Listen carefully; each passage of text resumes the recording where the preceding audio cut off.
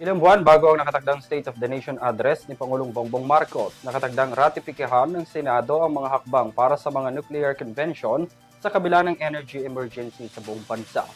Pinamamadali na rin ng ilang senador ang pag-adapt ng Pilipinas sa international nuclear safety. Tunghayan ang detalye mula kay Alvin Pelobello.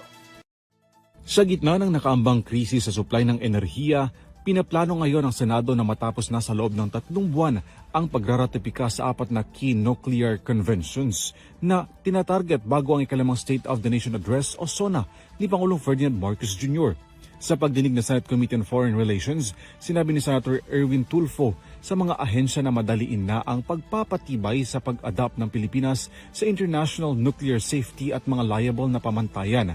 Inatasan na rin ni Tulfo ang mga ahensya na kaagad isumite sa Department of Foreign Affairs o DFA ang naturang protocols. To our DFA, please submit a matrix on the protocol to amend the original provision with reasons for the amendment.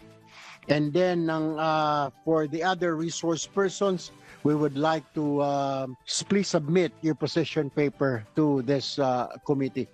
Ang pagre-review ay nakaangkla sa Convention on Nuclear Security, Convention on Supplementary Compensation for Nuclear Damage, and Protocol na nag-aamyenda sa Vienna Convention on Civil Liability for Nuclear Damage at sa Joint Convention on the Safety of Spent Fuel and Radioactive Waste Management. Ay sa Department of Energy, nasa proseso na raw ang 4 na protocols habang ang isa ay kinakailangan pang aprubahan ng 24 na ahensya ng pamahalaan. Pinapamadali na rin ng senador ang koordinasyon kabilang na ang diskusyon sa cabinet levels para mapabilis na maaprubahan ng mga protocols. 6 na miyembro ng Association of Southeast Asian Nations o ASEAN kabilang na ang Cambodia. That our domestic framework, our institutions, our technical capacity are fully prepared to meet these obligations. Indonesia, Myanmar, Singapore, Thailand at Vietnam ang lumagda sa Nuclear Safety Convention.